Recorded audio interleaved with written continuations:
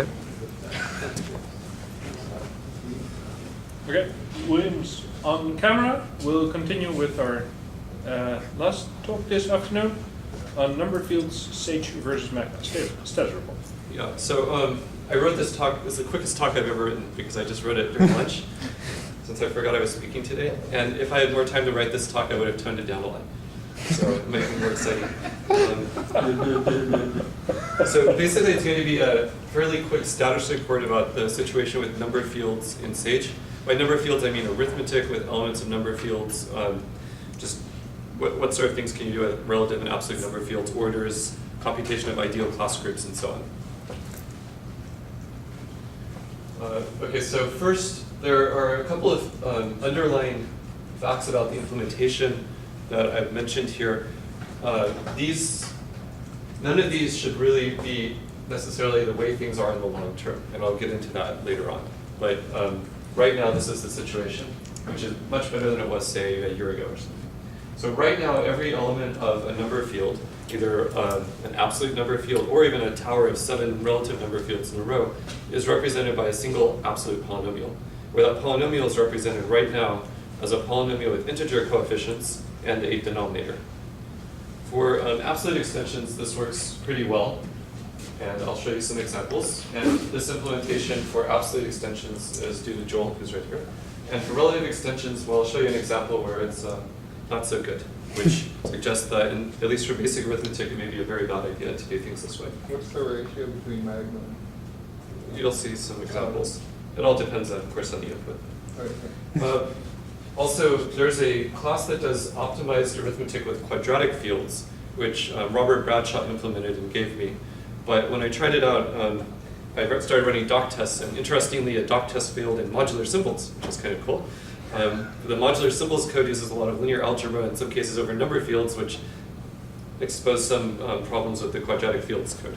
So there are some issues. It's kind of hard because it's a complete implementation of basically all the functionality that's in general absolute fields. So you have to get all the function definitions exactly right. And so there are a couple of problems with it. But it's very fast. And when I show you a benchmark in a minute, hopefully it'll motivate people to help us later today to fix the quadratic fields so that they can actually be turned on in Sage. They're there, but they're turned off by default.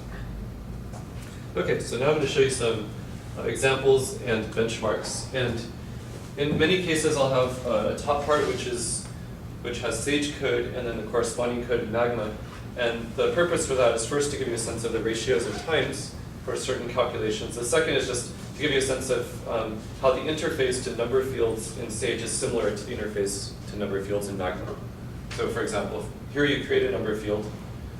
This is just some random one I made up of degree 5.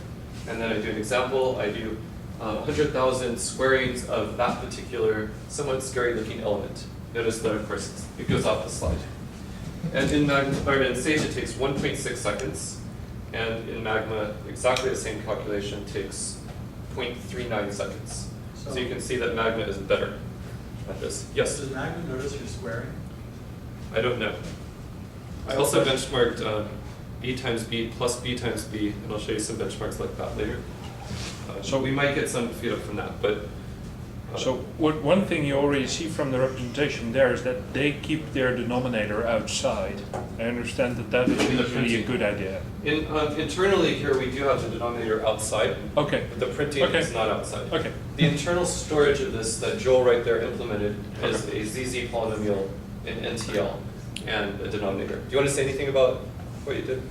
I don't know, it's pretty straightforward. Okay. But it's not fast enough. Oh, maybe I'll defend the speed first. So one reason it's slow is because you have to keep in mind your parent polynomial. And I'm accessing that through Python. And I have a patch. I'm just so happy to hear things like this because it means so it's actually not it's going like to be a hard to speed up. threefold increase, I think. I like 3 because that gets us Yep. closer. Yeah. And I was thinking threefold before I saw the numbers. Wonderful. I'm very happy to hear that. Is there an X-range analog in Magma? I don't. I think actually this is an X-range in Magma until you do something with it. In Magma, it's lazy.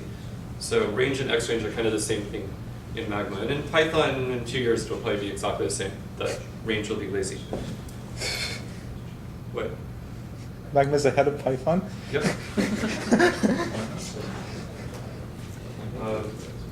In some ways.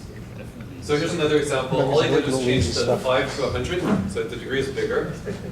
So for example, that Python access isn't going to, that's not where the problem is, and now the factor difference between Magma and Sage is about 2. So before it was actually, what was it? It was a lot more than 3. It was 4. 4. So it looks like maybe there's a factor of 2 maybe coming from the Python access. I don't know. But in any case, but it's probably more than just that.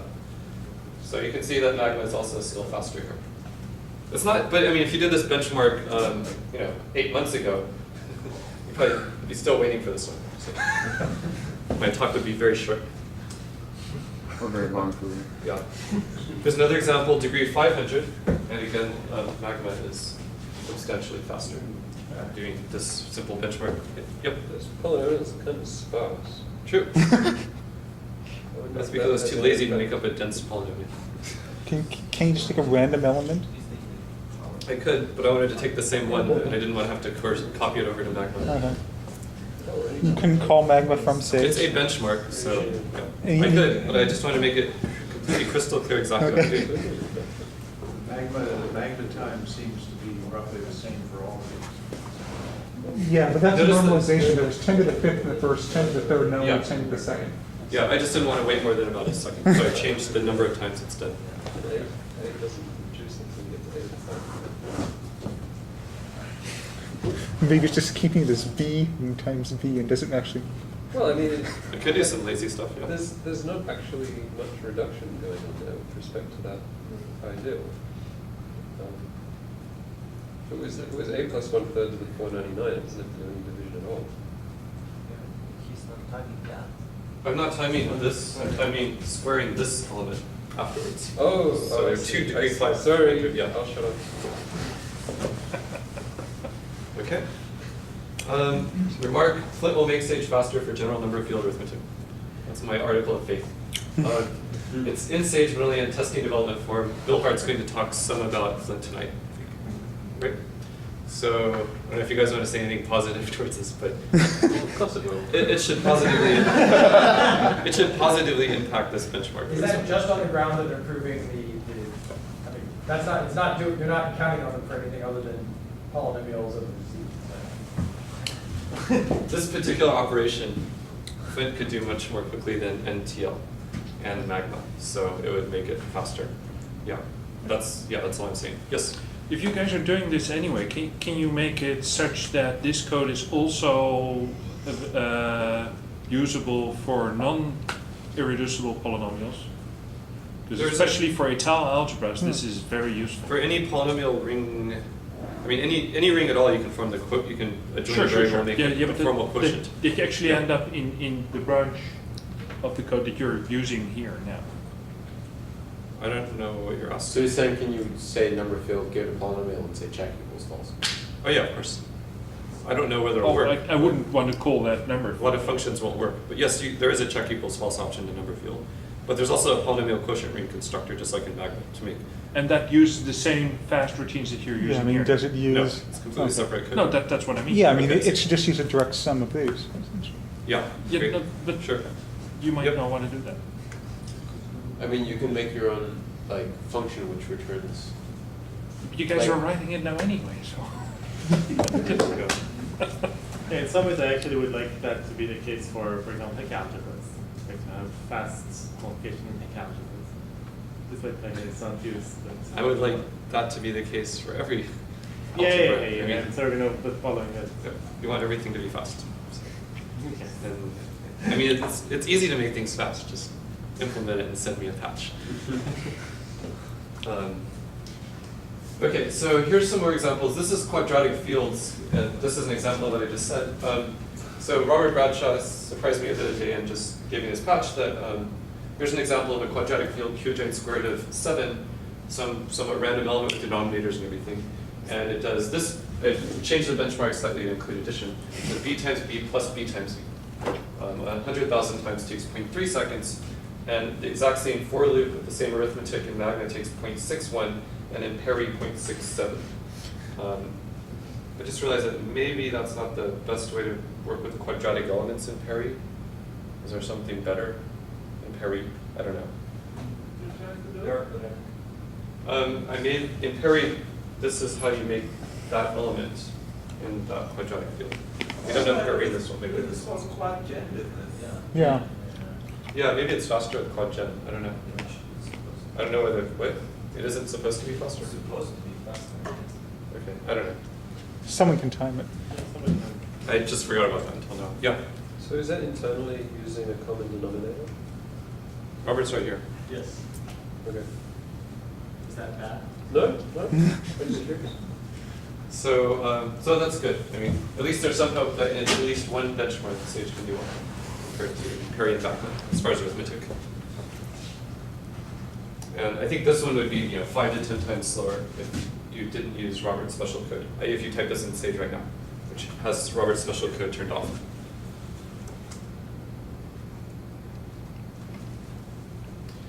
Here's a really, really disturbing example. So the first nice thing to point out here is that there's now a constructor for number fields.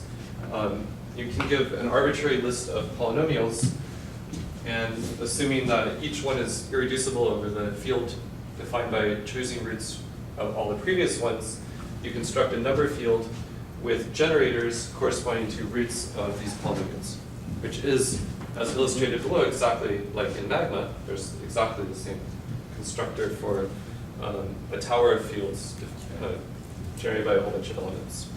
So you can make this number field, and the individual elements will satisfy the relations that you expect. You can do arithmetic with them, they print like they should. But if you use Sage, 2 months ago, it would be, you'd end up, well, first you couldn't do that at all. When you make a relative extension, it just immediately starts representing everything in terms of some random seeming absolute generator that has nothing to do with the generator for your relative extension, and you get very, very confused and frustrated. And that's no longer the case. So, so here's an example though of doing arithmetic. I take this not too simple element, and I do d times d plus d times d 100 or 1,000 times, and it takes 1.46 seconds. And what it's doing under the hood is it's taking this degree 11 polynomial with these somewhat big coefficients, and it's multiplying it by itself and adding and so on, and always reducing modulo a degree 11 polynomial, which isn't that nice of a polynomial either. If you compare Magma doing exactly the same calculation, I don't know what it's doing under the hood, then unfortunately the time is slightly off, but it's 0.06 seconds. And 0.06 seconds is actually better than 1.46 seconds, by a lot. So this approach to doing the underlying arithmetic in relative fields is not very good compared to whatever Magma's doing. William? Yes? That way you actually do construct a relative extension. This is 3 extensions on top of each other. Where? That's what it is in Sage also. No, Oh, but he's saying the elements are represented as well. Yes. Okay. You can. Yes, as I'm saying, that in Magma it's a lot faster because elements are represented as relative elements. Yeah. Internally. Yeah. Behind the scenes. Whereas in Yeah. Sage it looks like they're represented, in fact, when we print, they're represented as relative elements. It looks the same actually, identical, which is nice. But internally it uses an absolute representation. The reason for that is mainly because it's vastly easier to implement that in Sage right now, because Sage already has really good support for such a thing. It doesn't have good support for working in a tower of relative extensions. Just the arithmetic, it would take a long time to make it fast. But I'm actually kind of surprisingly shocked by how much slower this is, or how much slower Sage is. Yes? Do you think choosing a better absolute polynomial Yes. would help? I think it would probably help a lot. Denominators are huge. Yep. And that's probably killing it. Yeah, and I don't think that when it absolutizes this, I don't think it runs the algorithm in Perry to choose a better representative for the absolute extension. And it might already be that that would vastly improve things. I think that's probably a very bad thing to do in general, because don't you need factors in? I mean, that's only if you know that your field is not too bad. Yeah. Aren't there heuristic algorithms that give you something better, but they don't necessarily take very long in Perry? There's actually something else you can do in Magma too. You can give it an optional argument, abs is true, in which case you're really working in the tensor product of these things. So it knows how to, it really represents your elements as a module over Z, but it knows for the multiplication how to do the tensor multiplications. That's a different internal representation. You mean it builds a multiplication table? Or I don't know how they do the multiplication. Would multiplication tables be slower because GCD and Or multiplication are faster? But maybe for small. Maybe it's doing I it can test, but that's over okay. all But awesome. We should find out. Yeah. You're Mr. Magma number field advice. Yes. I don't know if this is a stupid question, but why is it degree 11? It's degree 12. What's the question? Why is it degree This 11? is not the polynomial you're working modulo. This is the absolute polynomial that defines D as Yeah. an element of this degree 12 D. number field. Yeah. Um, Yeah. So it's of degree 11. okay. Because the power basis is 1 Yeah, over 3. sure. Hey. Oh, any other comments? Go back to what, we'll go back one slide Okay. for a second. D times D plus D times D 1,000 times. Okay. Yep. You're doing with apps equals true and apps equals false? Yep. Okay, cool. Thank you. You got it? Yep. Okay, next, class group computation. So there's a lot of, it's like good and bad news throughout this talk. So there's good news here. Thanks. So first, there's now an very easy to set global proof equals true or proof equals false option for number fields, and actually for a lot of other things in Sage, and hopefully for a lot more. Maybe I'll just, this is something that David Rowe just implemented. If you type proof.tab, maybe I'll make this bigger. Or make it bigger. Okay, proof.tab, so you can say proof all false, and that turns off every proof flag in all of Sage. So now all calculations use proof equals false by default. That's not the default. When you start up Sage, the default is proof all is true, but it's nice you can do, say, proof number field false, and that will turn off proving results for calculations in number fields. Or you could say proof number field equals true, and it turns it on, and that's the default. So it's nice because you can globally just turn off proof. So some people like Bill Hart will put in their startup file proof number field false, and other people like Niels Bruyne will put proof number field equals true, and then have a comment, if Sage ever makes this necessary, I'll be really annoyed. So David Hardy was just saying that that'll make polynomial multiplication very fast for us. Proof equals false, Yeah. return 0. Yeah. So there's a question. Okay, it's like the idea with proof is that you're supposed, it's So we're still supposed to try. no, it's supposed to be correct. And even if proof equals false and it's wrong, that's a serious and interesting thing. It's that it's, I mean, there's a lot of things in Perry, for example, that assume the Riemann hypothesis in other areas. And Actually, we can make polynomial multiplication quite a bit faster with proof equals false and almost always give the correct answer. Yeah, that's true. that would be worth considering actually, Yeah. because there are situations in life where, you know, if you can get an answer much more quickly, then it can give you some indication of what you should do. If it's true with high probability. I mean, given the fact that, you know, the probability your computer is going to error because of particles and, you know, because of slow radiation is often a lot bigger than the probability of some of the algorithms you're talking about failing. It's a reasonable trade-off in some cases to make. Yeah, Gonzalo, what's your comment? So is it sensible to have an option like Oh, David not Robert. just true and false, but say warning so that you actually get warned? There's a million ways in which you could extend this that would all make it way harder to understand, and I don't think that that should be done. I think that options like that should go in individual algorithms.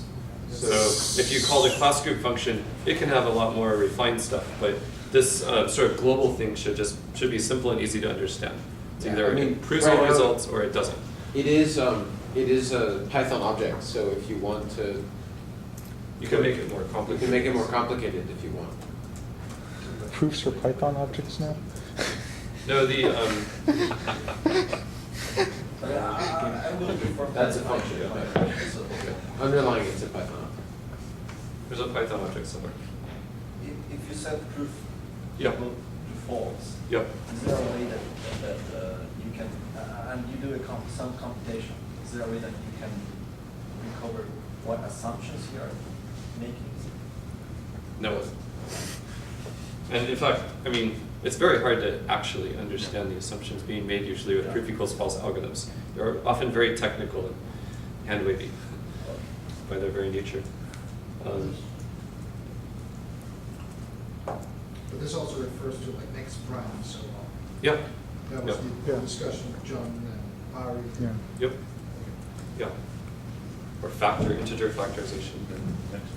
Okay, let's see. So next, class groups. So Stages is Perry for the underlying engine that computes class groups. 3 implies 4, because 3 is And- faster than Magma. Class group computations in Stage are faster in a lot of cases, according to a bunch of benchmarks that Bill Hart posted to Stage 12. So here's an example, not of benchmarking, but just an example. So let's make a cubic number field that I made up somewhat at random.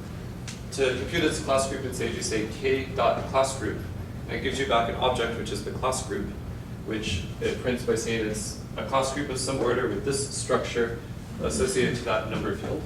There's only class groups of the maximal order in Sage right now. You can ask for generators. This will give you back, in this case, 2 fractional ideals, actually fractional ideal classes, corresponding to generators of each of those cyclic factors. And if I call them I and j, then I can do arithmetic with them, like I to the 9, j squared, that sort of thing, I times j. And at each step when it does an arithmetic operation, it reduces the ideal so that these things don't completely blow up if you raise to a large power. So you have a nice representative. Yes? Okay, Nils first. Yeah, you shouldn't be representing your ideal classes with ideals, I think. You should probably represent them with respect to a vector basis. This yeah, is probably a good possibly idea. very expensive. Yeah. Well, not representing. The representing them is easy, but Well, going okay. back would be hard, and I already have the information, so I might as well keep it. Yeah, I agree. But I think that I think that the function that gives The function is great, sure. there should be a function here. There probably already is. I can't remember that gives I in terms of the generators, right? Or whatever, any expression in terms of the generators. And it should be that, but I don't think I think this is a reasonable way to print it out. I don't see why I should print it out in a different way. If it's immediate to compute the representative in the term of the basis. It's the same problem as you run into with unit groups, that finding the unit group itself might not be so hard. Finding the representing fundamental units can be exponentially bad.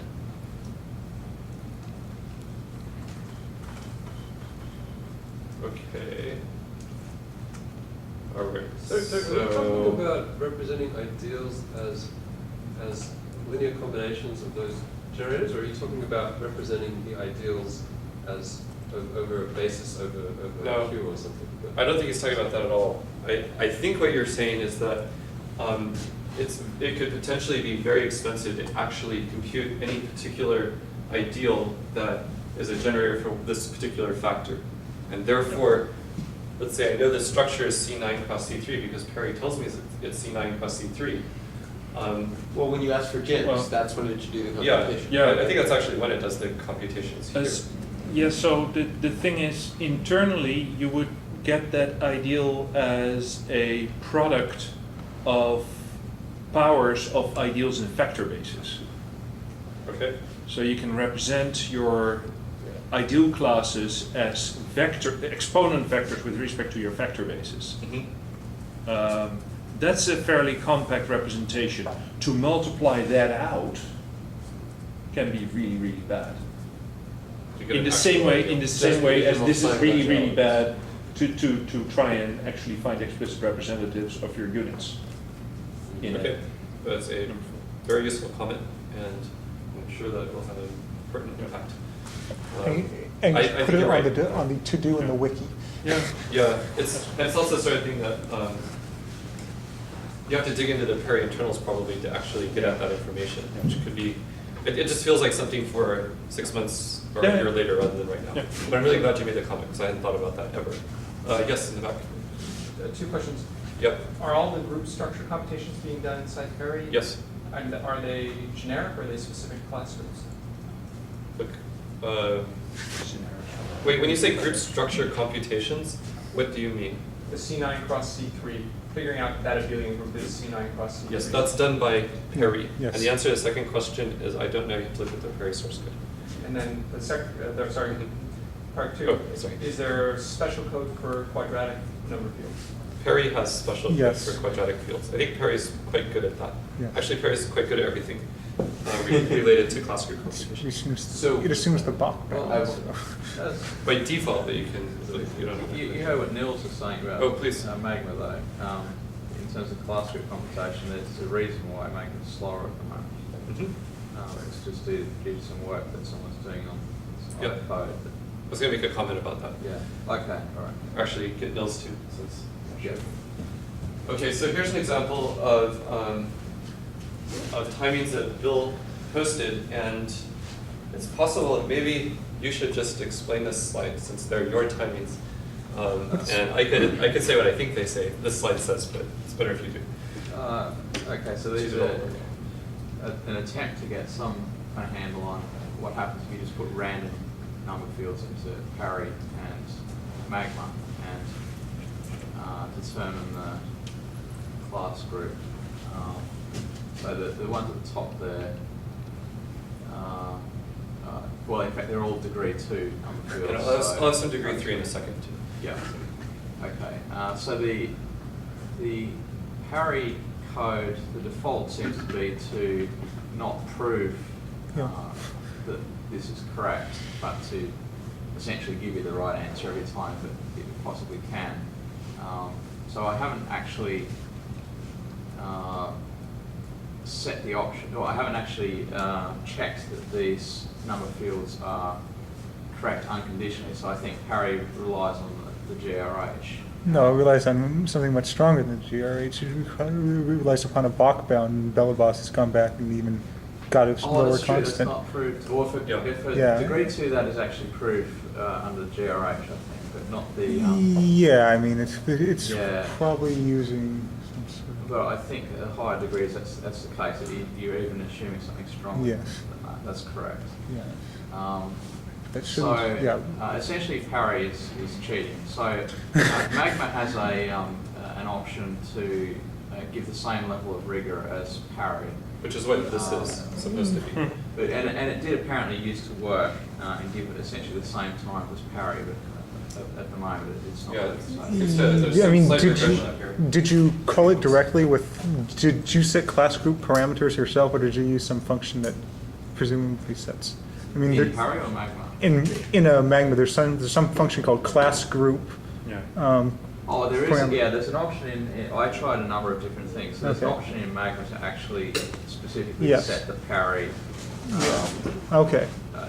To Yes. set the equivalent to the Parry rigor. Okay, But there's okay, also, and that's, but I that actually- was done before Perry made some improvements. No, but I checked actually. The Magma documentation specifies the parameters that it uses, Yeah. and I checked the source code in Parry to Okay. make sure that was Okay. in fact matched. So the Magma, either the Magma documentation lies about the parameters, or No. what's the truth, which is what you found out by asking. Yeah, which is- plus I actually put Verbo's output on some of your degree 4 examples, and it is not in the phase where those parameters matter that the timings were off.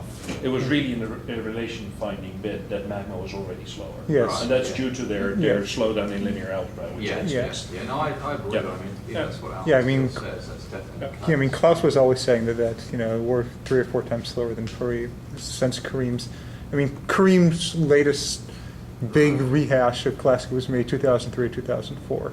something Yeah, like so that. To be honest, I can't And- see anything in the Parry code. It's like exactly Yeah. 10 times slower here.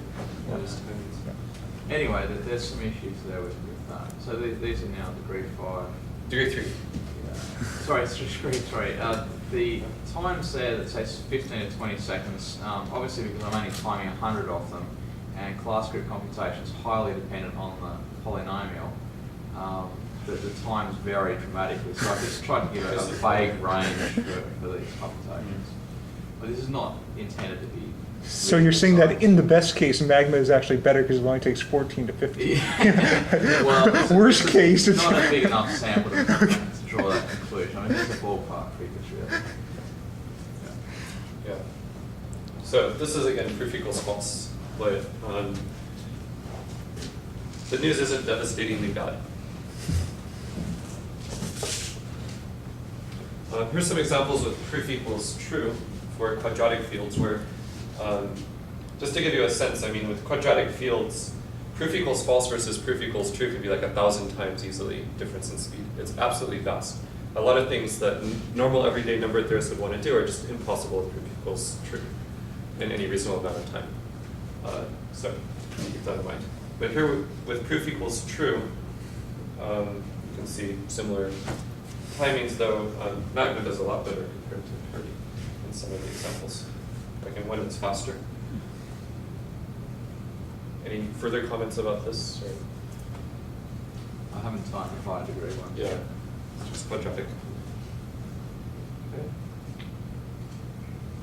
All right, this is just, I'm not going to say much about the slides, it's already mentioned relative number fields. It's just the same example from before, but here's an example of an element of the number field. You can compute the matrix. So this is a relative number field. It constructs a tower. So first it joins that, and then this. So this element A plus B plus C, this is the matrix over the base, which is got from these two.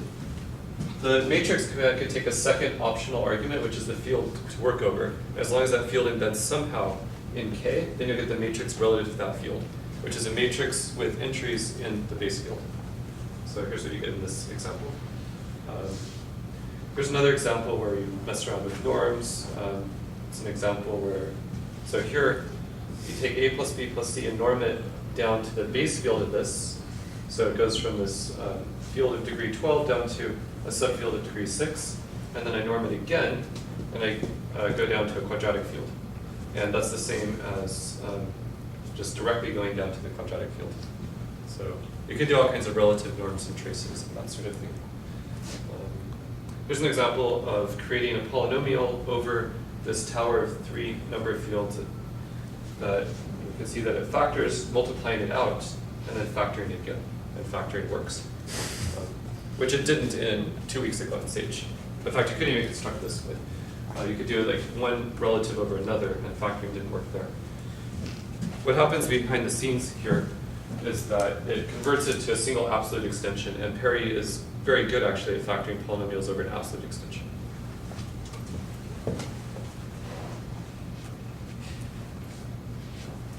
Here's another example. There's an embeddings command.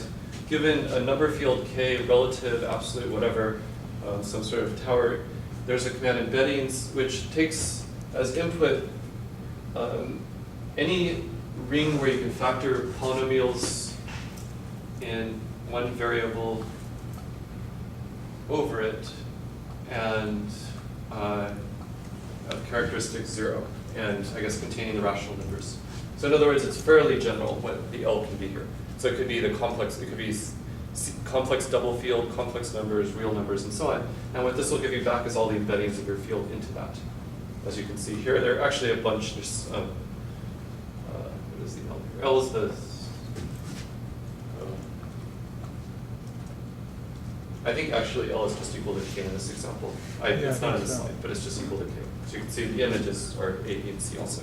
So this will list all the different embeddings of K into itself, which will be 12 because it's a Galois extension. Here's an example of applying them.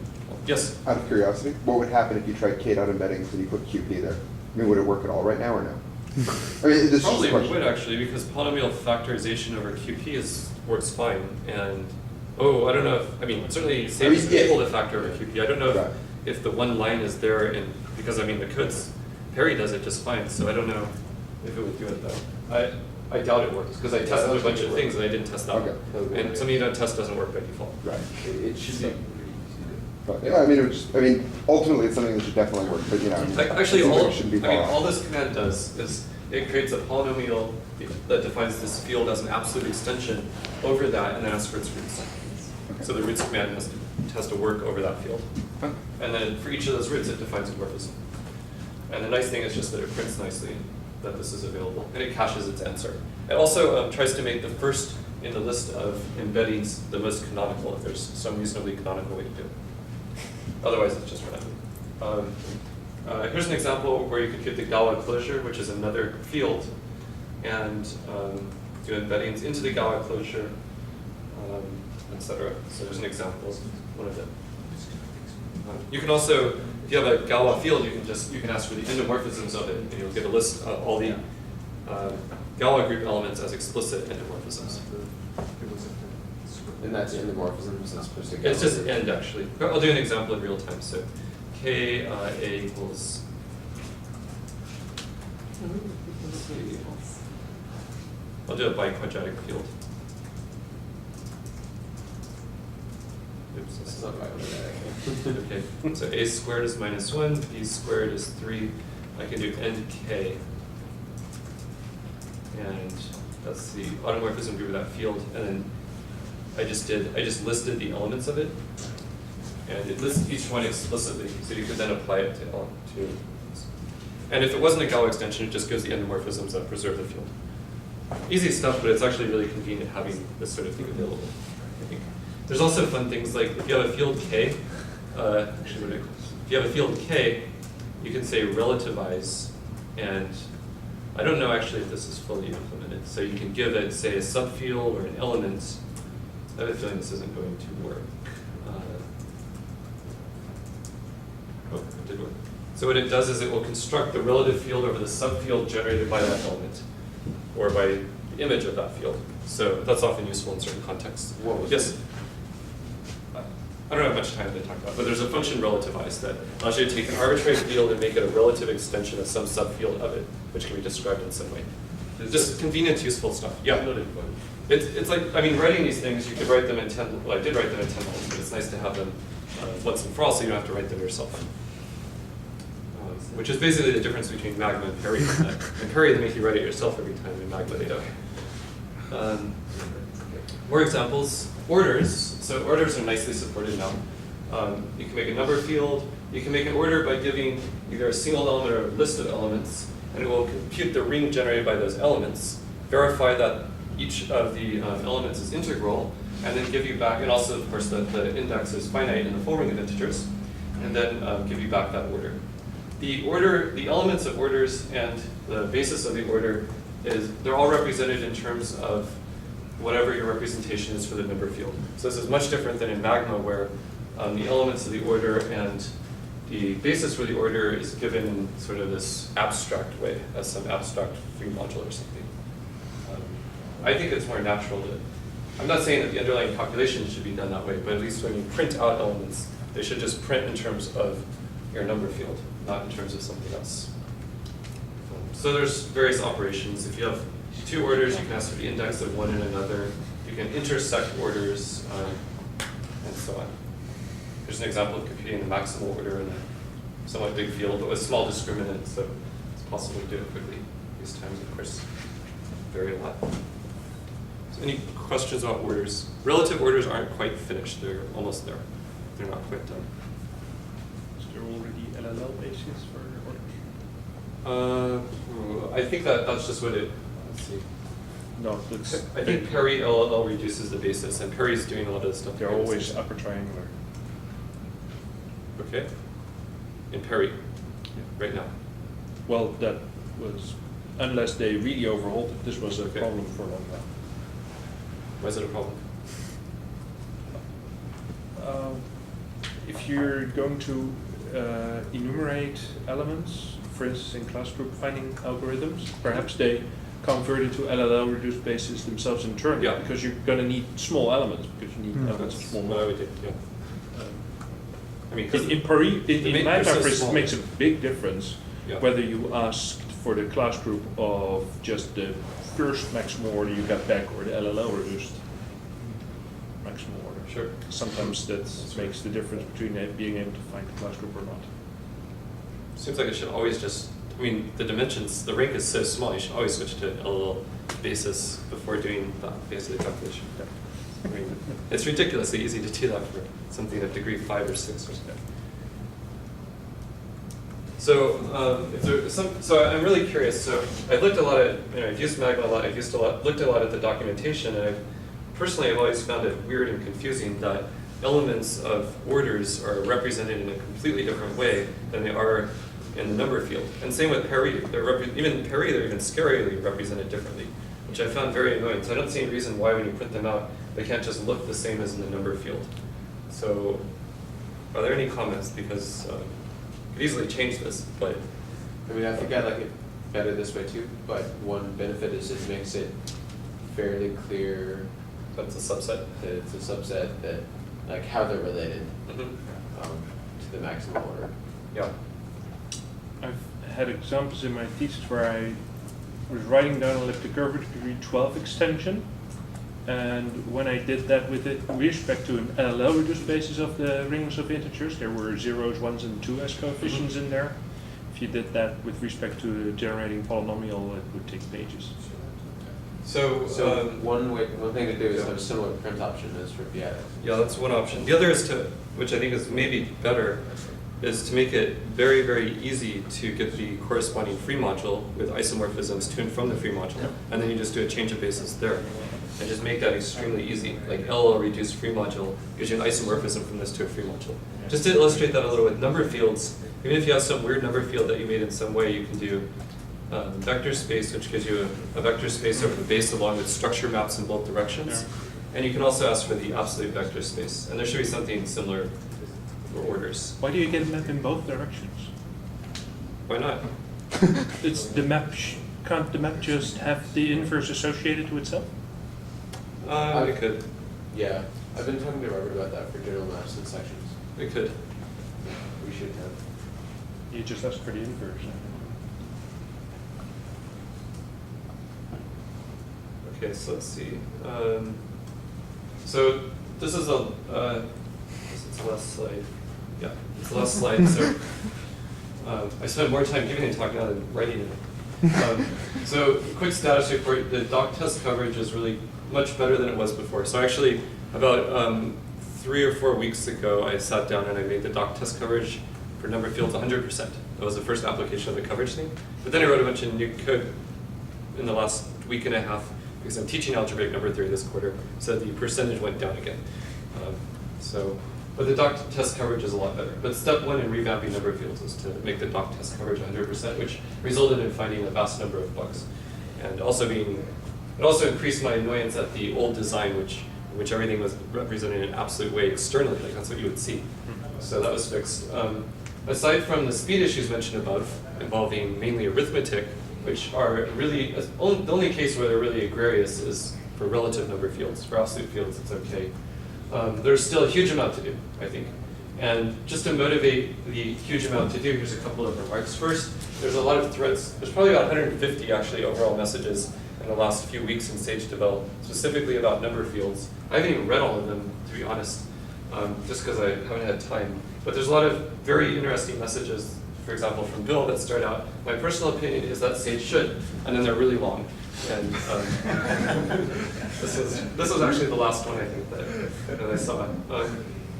So this will have a big impact. A lot of this is about computing with Q bar, which I'm going to kind of keep my hands away from for a while because I've actually never found any occasion to do that in my own work. So I want to see applications of how you use this before I decide how it should be implemented. Or wait till somebody else does it and then I don't have to worry about it. So it's a good implementation. Completions, there's nothing yet.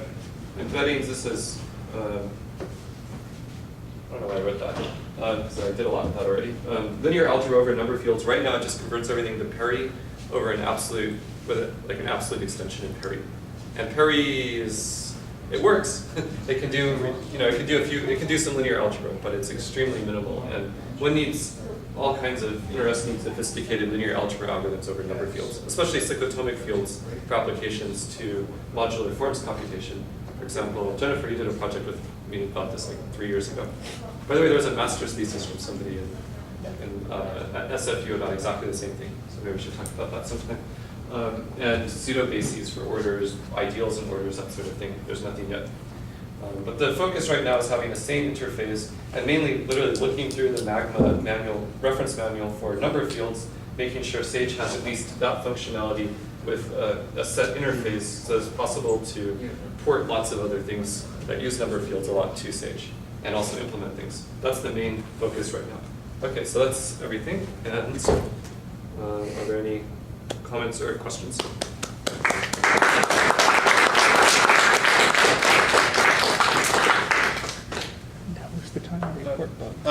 I should probably get back at the magma difference between absolute representation of this tensor Yeah. product or not. So apparently for just basic arithmetic she did in that example, it is a factor of more than 2 against the tensor product thing. So I don't know why they implemented it, perhaps for other Wait, stuff, what you just but said. the Is that relative number extension bigger is or better. smaller? Is that number bigger or smaller if you put abs equals true? Well, yeah, it's all bigger on my computer, but Great. No, is it more time or less time? More time than it's that. more time Okay, if you sorry. include the abs is true I option. see. So abs is true is a bad idea. And maybe they It's choose just, a better well, polynomial. it's apparently For a this bad idea example. for basic arithmetic. Yeah. It might be good for other stuff, I don't know. Yeah, I'm sure it is, yeah. Okay, right, any other comments, questions? That's very interesting. Okay, so, let's see. So, the next talk is at 7 o'clock, and it's Bill Hart, right? And then somebody Short else, and then, yeah, Michael Abshoff. And we're gonna have, in 5 minutes, we'll have a 5-minute organizational meeting for the projects. Okay, let's,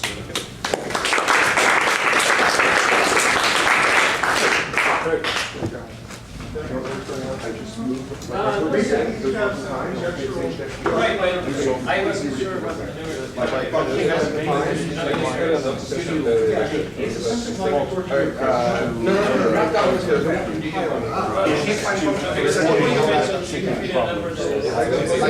No, just ask. I think I bet that's. Well, here's the thing, like I walked in. Yeah, I'll only No, I mean, yeah, you're not into the bridge. I'm just gonna do a safe test where it's the only way I'm gonna pick that turn.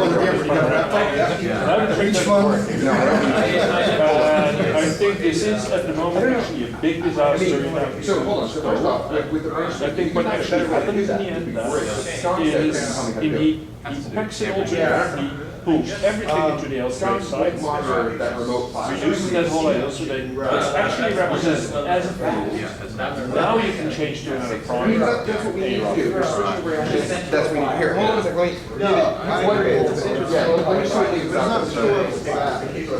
But this information actually detects whether that's going to have reliable.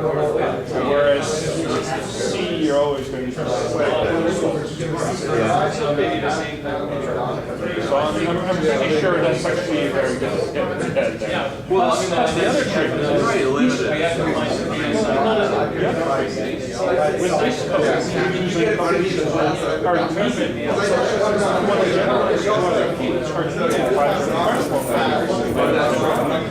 this is how you